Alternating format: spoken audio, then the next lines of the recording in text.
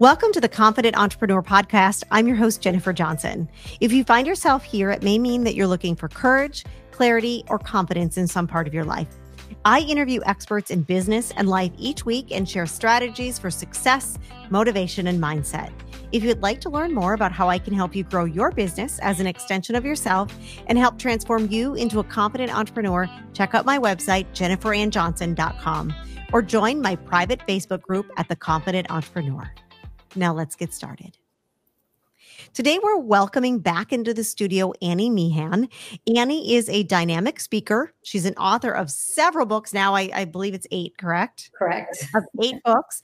And an entrepreneur. She's weathered challenges in the boardroom and in business, and she credits the storms for the unshakable optimism, drive, and resiliency that she employs as a speaker.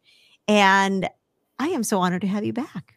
Oh, I'm so excited to be here. Thanks for having me. Absolutely. So we're talking about I have no idea where we're going with this because I have no idea what this is. But what the heck are pineapple people? Well, it's my vision to have 1 million pineapple people all over the world. People commit, I'm going to be a pineapple person. It's like parrot heads.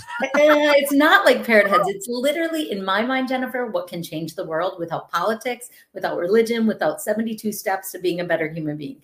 It's 3 keys on how to be a pineapple person. And what happened was somebody called me a pineapple, and then I read the poem on how to be a pineapple. And I said, how do I take the poem and turn it into a principle that could be life-changing?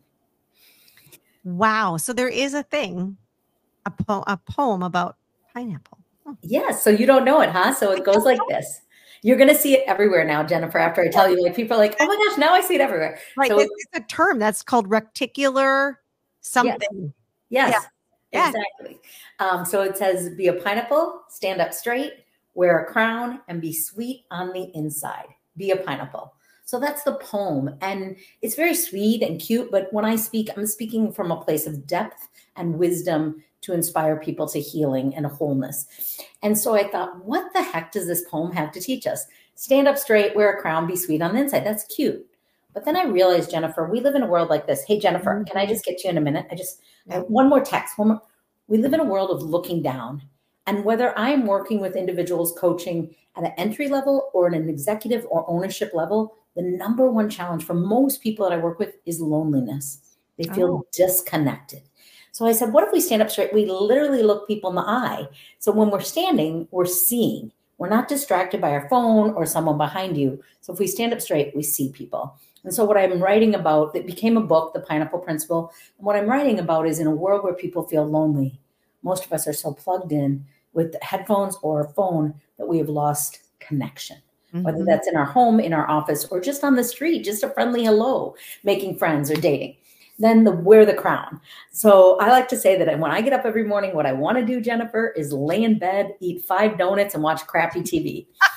And then I remember, wait a minute, you got a crown on. You got to go for a walk. You got to drink some water. Not because you want to, but because you're worth it. And when I realize I have a crown on, what happens is I look around and I notice everyone has a crown on. And we start to value ourselves and other people differently. But the being sweet on the inside was really the powerful part of the pineapple principle that became, please be a pineapple person, is we live in a world where I can sit at home, Jennifer, and I can say, I don't like your hair. I'm going to unfriend you. I'm going to disconnect you. I'm going to say something mean to you. That we use our keyboard or our phone as a weapon to discount someone, to dissolve a relationship, or to say something negative and not care about emotionally.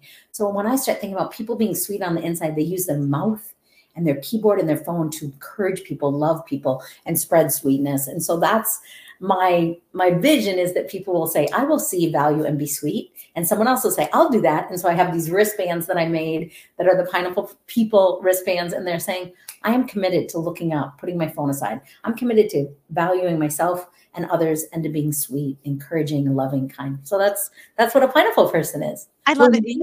You've probably heard the saying, I don't remember exactly how it goes, but you're willing to fix someone else's crown, right?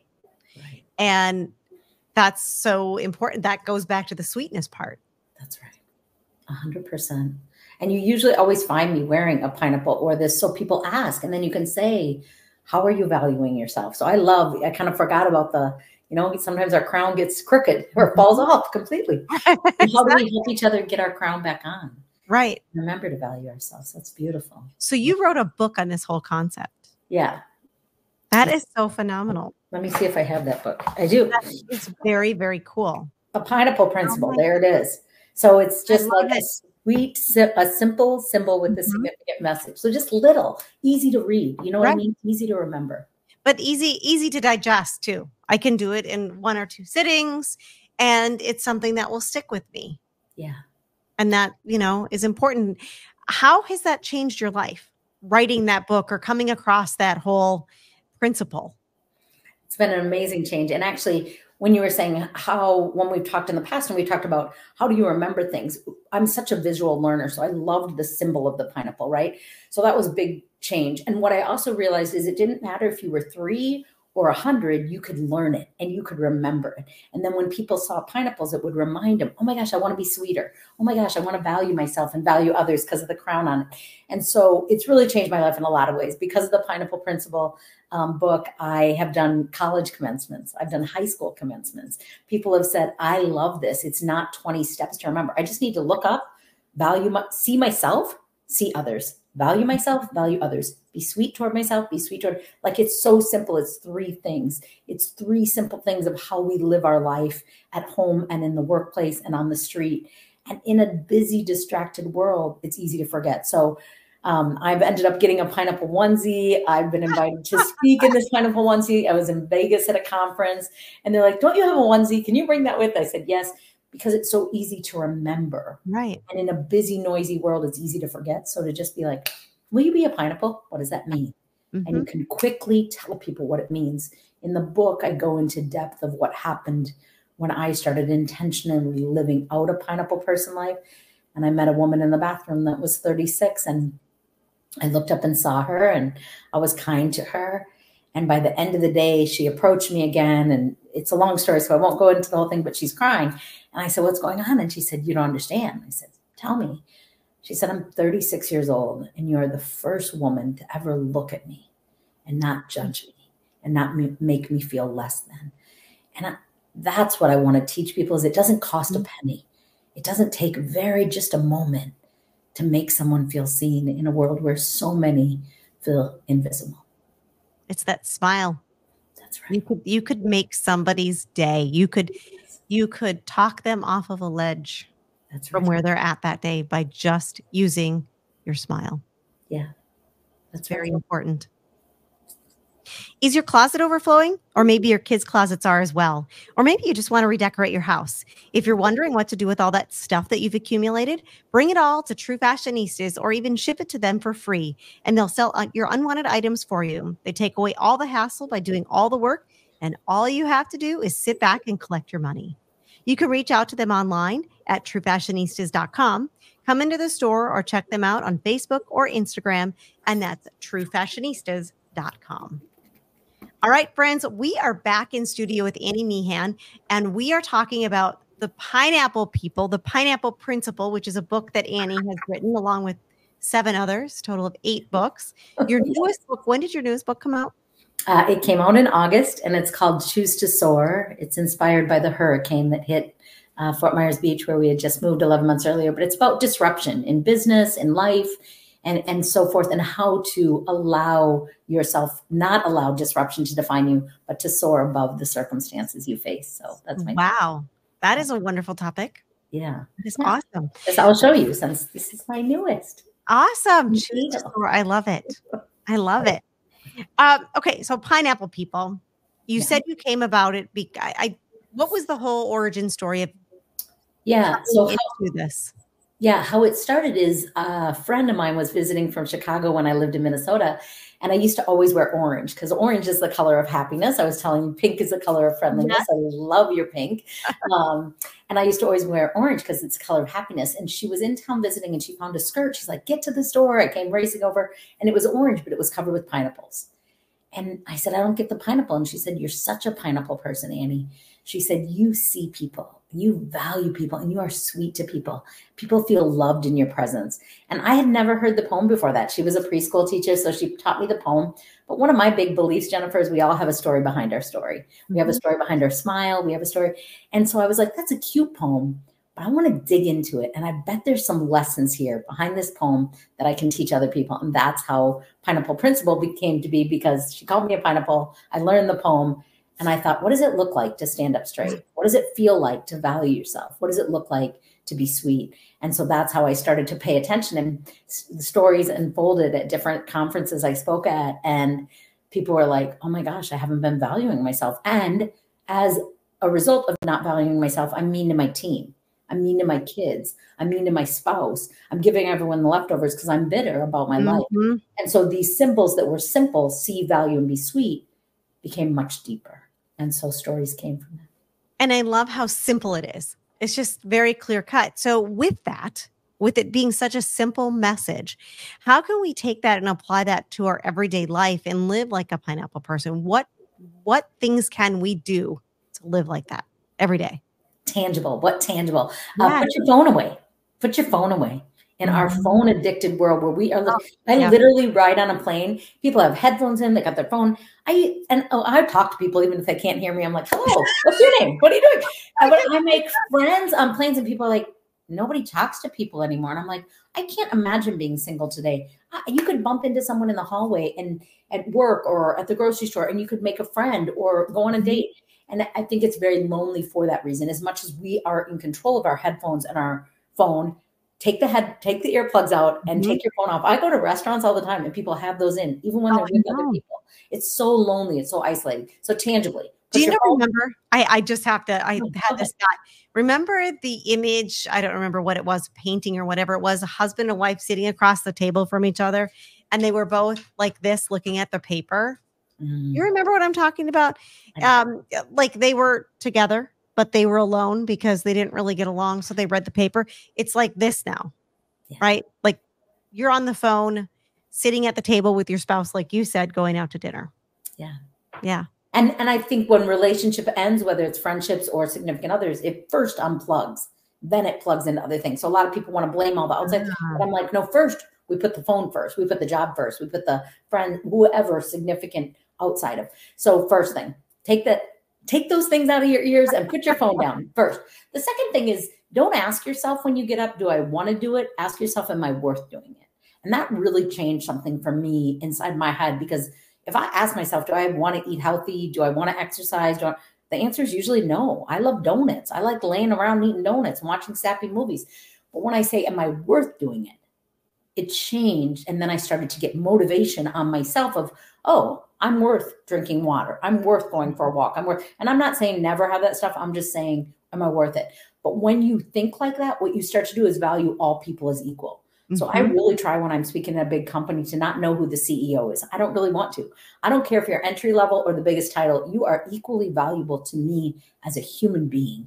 Awesome. And so valuing self and others, right? So we remove labels and we ask ourselves, not do I want to, but am I worth it?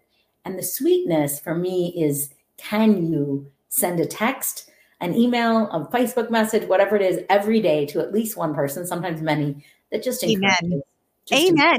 Yes. Right. I Because love we need it. I have so many friends going through so many things right now, burying people they love, dealing with diseases, hurting, exhausted, broke. And people need encouragement.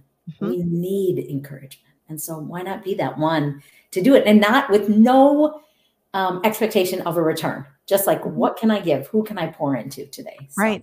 Yeah. And, somebody had said to me a long time ago, that goes back to this whole thing, text one person a day in your contacts just to say hi. Yeah. And I used to do that. And then, what happened? Life got busy. And then you're so exhausted by the end of the day, you sit down on your couch and you fall asleep. Yeah. Right. That's a true story.